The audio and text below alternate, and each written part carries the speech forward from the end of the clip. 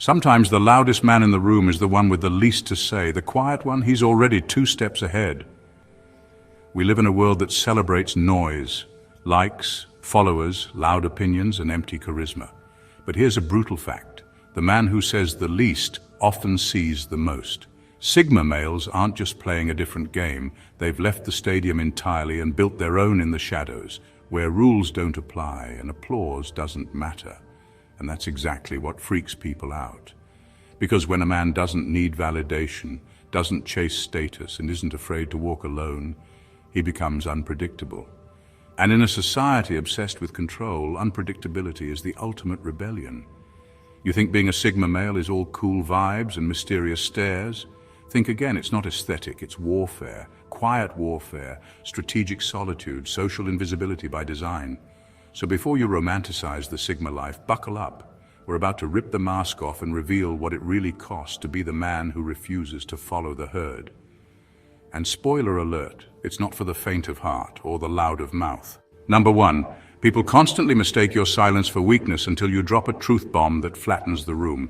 People constantly mistake your silence for weakness until you drop a truth bomb that flattens the room. That's the brutal, frustrating, and sometimes hilarious reality of being a Sigma male. You're the guy sitting in the corner, not because you have nothing to say, but because you're filtering out the noise. You're studying, calculating, measuring the room, and while everyone else is tripping over themselves trying to be heard, you're mastering the one thing they've forgotten how to do: observe. But in a world obsessed with volume and visibility, silence is misread as irrelevance. People think you're quiet because you're shy, unsure, or maybe even not that smart. And you let them believe it because correcting them would be a waste of energy. Then that one moment comes, that perfect crack in the noise when you speak up, not to compete, but to correct the entire trajectory of the conversation. You say one thing and the room goes dead. Not because you're trying to stun anyone, but because the clarity and weight behind your words don't come from ego. They come from watching, learning, and waiting, and that's what throws people off. They've already built a version of you in their head, the quiet guy with nothing to offer. So when you drop a statement that slices through everyone's mental fog, their brains short-circuit for a second. And here's the twist, it's not a power move for you. You're not sitting there plotting how to dominate the conversation. You genuinely don't care about that. You just don't waste your voice on fluff. And you don't speak unless what you say actually shifts something. But the moment you finally say something meaningful, people start reevaluating everything they thought about you. That silence they mocked. Now it feels intimidating, that calm energy. Suddenly it feels like control. You didn't change, you revealed, and they weren't ready for it. The truth is, being a Sigma male means constantly being underestimated until you're not. And by then it's already too late for them to catch up. You're not behind because you're quiet. You're ahead because you never needed to scream. You were just waiting for the right moment to hit them with precision, and you always do. Number 2, your independence isn't admired, it's treated like a threat. Your independence isn't applauded, it's quietly resented. People love the idea of freedom, right? Be your own man, chase your dreams, don't follow the crowd, sounds great on paper. But when you actually live that way, no groupthink, no constant validation seeking, no need to be liked, it rattles people. You become a walking contradiction to their programmed lives. Suddenly your independence is no longer inspiring, it's cold, strange, or even arrogant. Not because you've done anything wrong, but because your freedom makes them question their chains. Most people are only as free as their social circle allows them to be. They need approval like oxygen. They need the crowd to clap before they believe they're doing something right. But you walk alone without asking for applause, without announcing it, without needing backup. You don't rebel with noise, you simply opt out. And that quiet defiance triggers people in ways they can't explain. Because if you're fine without being accepted, what does that say about their entire identity built on fitting in? That's the uncomfortable part. Your life becomes a mirror and not the flattering kind. People start projecting their insecurities onto you. They think you're judging them just because you chose a different path. You didn't reject them, you just didn't need them. And that independence, that's what threatens them the most. You're not lonely, you're not bitter. You just don't compromise your peace for shallow connections. And to people who can't go a day without validation, that looks dangerous. Society calls this kind of man difficult, unapproachable, or too mysterious. But what they really mean is you're not controllable. You're not in the algorithm. You're not emotionally dependent. You don't dance for approval. You don't wear masks to be liked. And that scares them. Not because you're doing something wrong, but because you're doing something they wish they had the guts to try. You didn't just talk about freedom, you became it. And nothing makes the crowd more uncomfortable than a man who doesn't need it to survive. Number 3, you're a magnet for emotional parasites who think you're their personal rehab center. There's something about your calm that draws people in like moths to a flame. But not the good kind, the draining kind, the ones who carry emotional baggage like it's designer luggage and assume your quiet presence means you're available to unpack it for them. You don't go around offering therapy sessions, but your unshakable energy, your non-reactive nature, and your ability to actually listen make people feel safe. And while that sounds noble, the truth is, it often turns into chaos. People start treating you like a human sponge. They offload their drama, trauma, and unresolved mess onto you without asking if you're even open for business. And because you don't immediately push them away or throw judgment in their face, they take that as a green light to go all in. You're not giving advice, they're extracting it. You're not offering support, they're demanding it. You become their emotional crutch, their backup generator, their emergency contact when their life explodes. But here's the kicker, they never actually want to heal. They just want to hang out in your stability like it's a 5-star resort. They admire your depth, but they show up to dive with floaties on, expecting you to do the swimming for them. They'll say things like, "You just get me," or "I feel so calm around you," but what they really mean is, "I like how you absorb my chaos without requiring me to fix anything." It's not flattering, it's exhausting. And the worst part, if you start pulling away to protect your peace, they flip it on you. Suddenly you're emotionally unavailable or cold. No, you're just not a dumping ground. You didn't sign up to be someone's therapist, priest, or emotional life coach just because you know how to sit in silence without freaking out. You attract these people because your energy feels like peace in a world built on panic. But peace isn't free. And you've learned, sometimes the most compassionate thing you can do is build a wall with a very clear sign, not a rehab center. Bring your own life jacket. Number 4, you struggle to explain yourself because your clarity doesn't need external explanation. You don't operate by popular logic, and that throws people off. You make choices based on something deeply internal, a gut instinct, a quiet knowing, a feeling that doesn't beg for applause or make sense to others on paper. And when people ask, "Why are you doing that?" or "What's your 5-year plan?"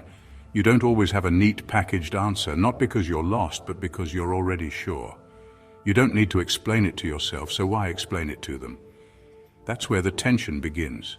The world is built on formulas, templates, and step-by-step blueprints. If you can't point to a rule book or quote a trending TED Talk, people get nervous. Your calm certainty, uncertified, unverified, unmarketed, starts to look suspicious. Because we live in a culture that values proof over intuition, popularity over personal truth. You don't post your progress, you don't seek constant feedback, and you don't care if your path makes sense to anyone but you. That kind of confidence without a PowerPoint presentation makes people uncomfortable. They want you to justify everything, why you left that job, why you ghosted that toxic friend, why you didn't follow the same timeline everyone else did. But your clarity doesn't come with a disclaimer, it just is. You don't need to explain your every move because you already know you're aligned. And if you tried to explain it, it would sound like nonsense to people who only know how to move when someone gives them permission. You're not being vague, you're being precise in a language they don't speak. That's the burden.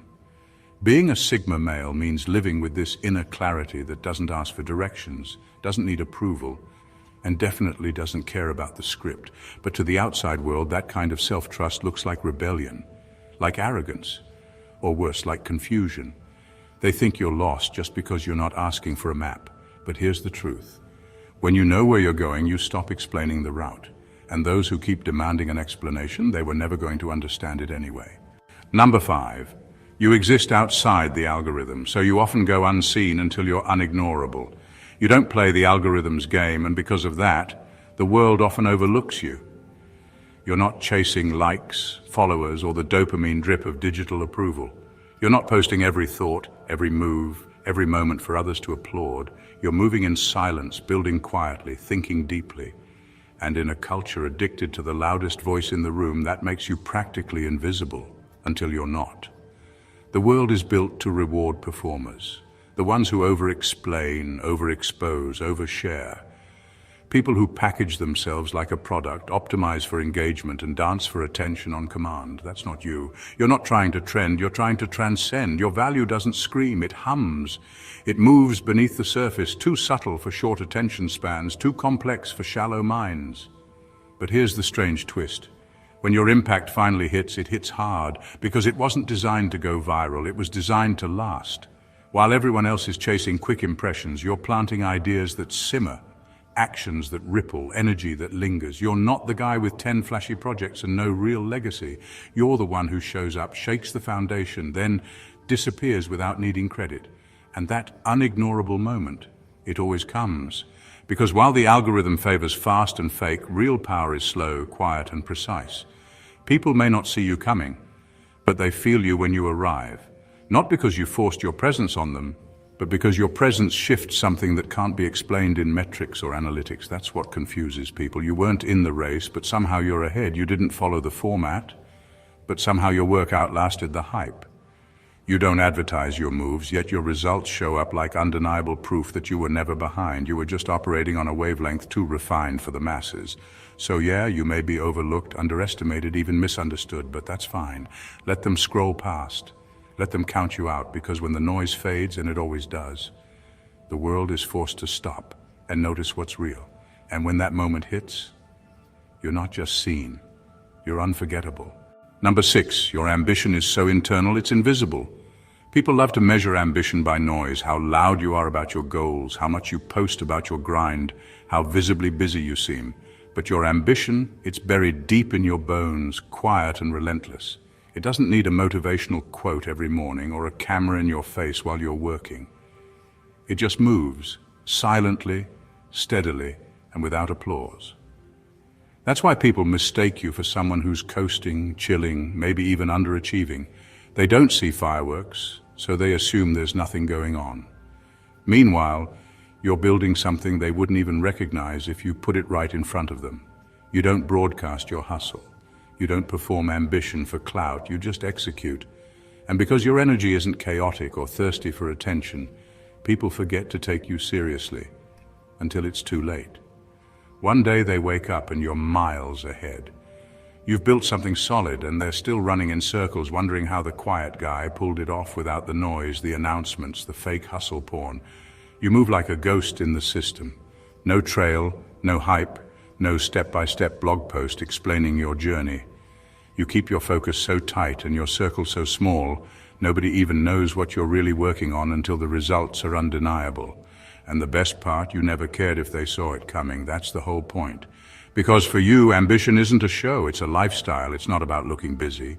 It's about being obsessed with mastery, with results, with finishing what you start. While others are chasing visibility, you're chasing precision. While they're overcompensating with noise, you're refining your next move in silence. And when it's done, you don't need validation. You don't need to gloat. You don't even need to explain how you did it.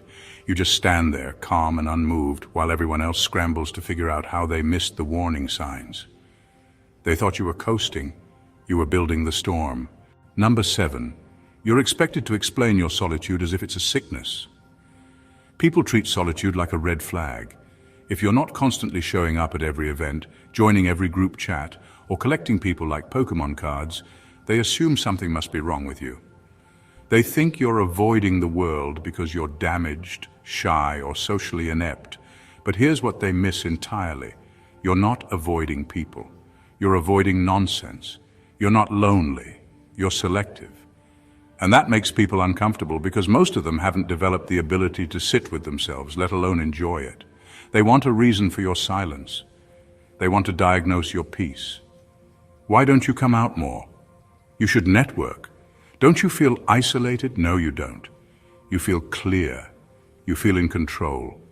You don't see the point in throwing yourself into chaotic crowds where the loudest voices say the least. You're not going to waste energy on surface-level connections just to seem socially adjusted. You've outgrown the addiction to being seen just for the sake of it.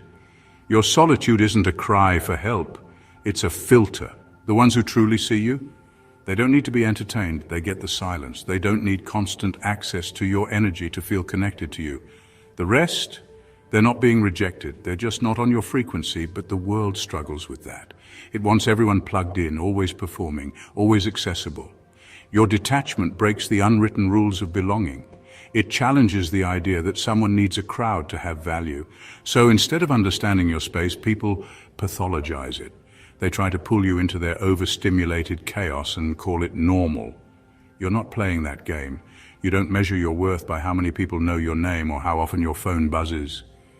You don't need a packed calendar to feel alive. You choose depth over drama, silence over small talk, and intentionality over impulse. And in a world where loneliness is confused with independence, that makes you look dangerous. So when they ask you to explain your solitude, you don't owe them a breakdown. You just smile. Because while they're exhausting themselves trying to belong everywhere, you've already found peace in not needing to belong at all. Number 8, your loyalty is diamond hard, but nearly impossible to earn. Your loyalty isn't casual, it's a blood pact. It's not something you hand out because someone was nice to you twice or shared the same Spotify playlist. It's built through time, tested by fire, and forged in quiet observations that others don't even know they're being judged on. You watch how people treat others when no one's watching. You pay attention to consistency, not charisma. And until someone proves they can stand next to you without shifting like sand, you keep your guard exactly where it belongs, up. Because once you do let someone in, you're all in. No halfway, no conditional trust, no maybe if they prove themselves a little more.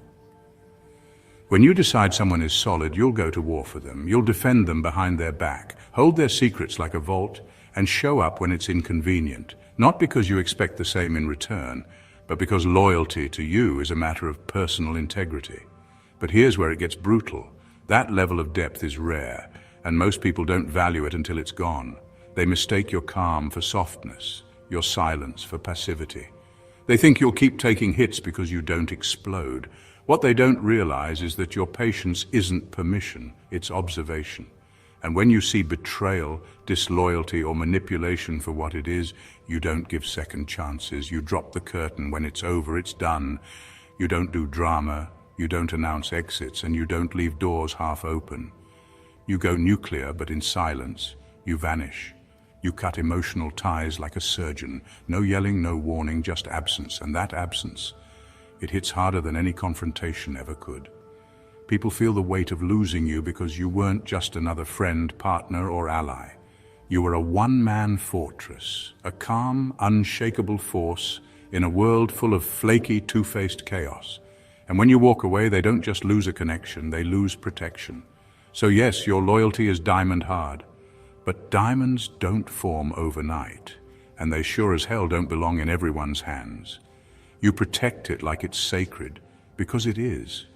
And if someone ever manages to break it, they don't just lose your loyalty. They lose access to a version of you they'll never get back. Number 9, you carry your own gravity. You don't chase, you don't follow, you don't submit to trends. You don't move like everyone else, and that messes with people. You're not trying to be seen, and yet you are. You're not asking for attention, but you command it without effort. It's not the loudness of your voice, but the stillness in your presence that draws people in. It's like you carry your own gravitational field. You walk into a room, and people can't put their finger on why they're watching you. You're not wearing a billboard version of confidence, you're just anchored. And that throws them off. Most people are built to chase trends, approval, belonging.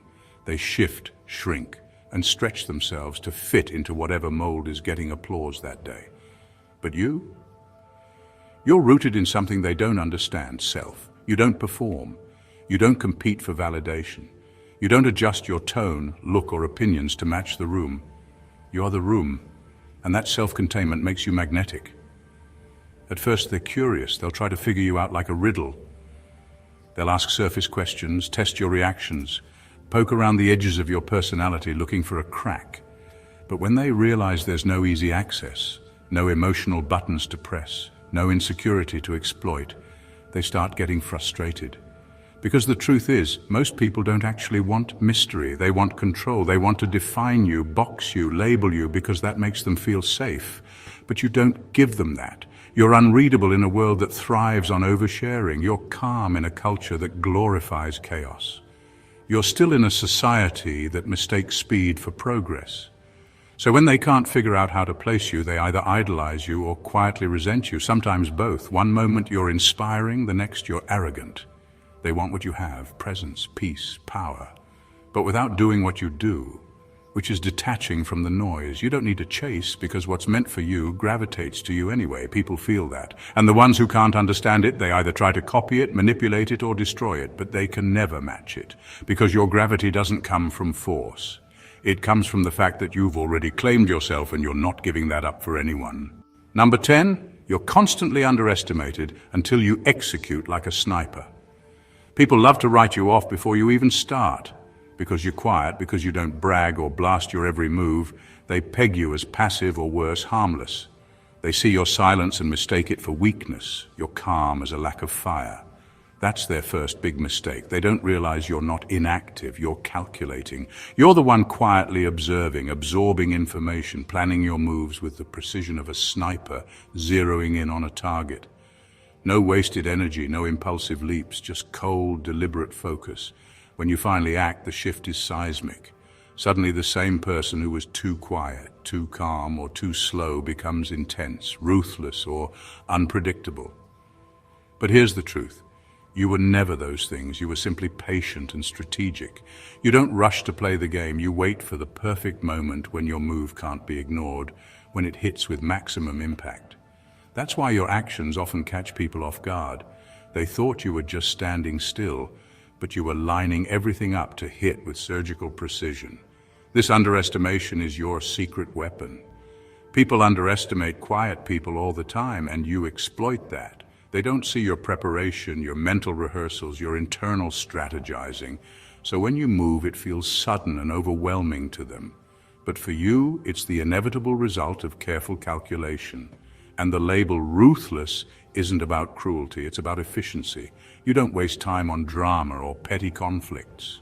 You don't make noise for the sake of noise. You eliminate obstacles without fanfare and move forward with cold focus. People confuse this for harshness because they don't understand the discipline behind it. You aren't intense because you're emotional. You're intense because you respect your own time and energy too much to waste either. You aren't ruthless because you don't care. You're ruthless because you do care about your goals, your values, and the life you're building.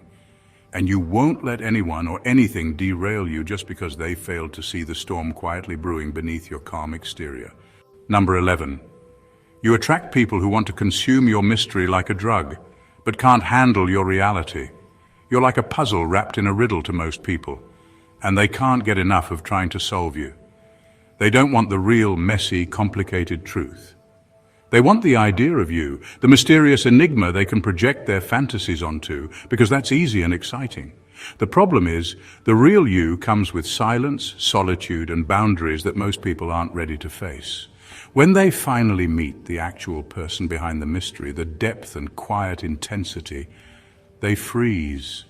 The fantasy breaks. People love the chase of the unknown, but they hate the commitment to the unknown's reality. They want you to be intriguing and elusive, but also endlessly available and easy to understand. That's a contradiction only you live with. Your solitude isn't a hollow void, it's a fortress. Your depth isn't a pretty surface, it's a complex ocean most people aren't equipped to navigate. Your boundaries aren't walls to keep others out. They're lines that protect your sanity, energy, and essence. Most people don't handle boundaries well. They see them as rejection or punishment instead of respect for self. So they pull away or push harder, demanding you shrink to fit their comfort zone. They want the thrill of the mystery without the work of understanding it. They want a story they can tell, not a person who challenges their narrative. The ones who stay, they're rare. They accept the full package, the solitude, the silence, the unwavering sense of self. They don't just want the idea of you, they want you. And that means they respect the space you need, the quiet power you carry, and the loyalty you reserve for those who truly deserve it.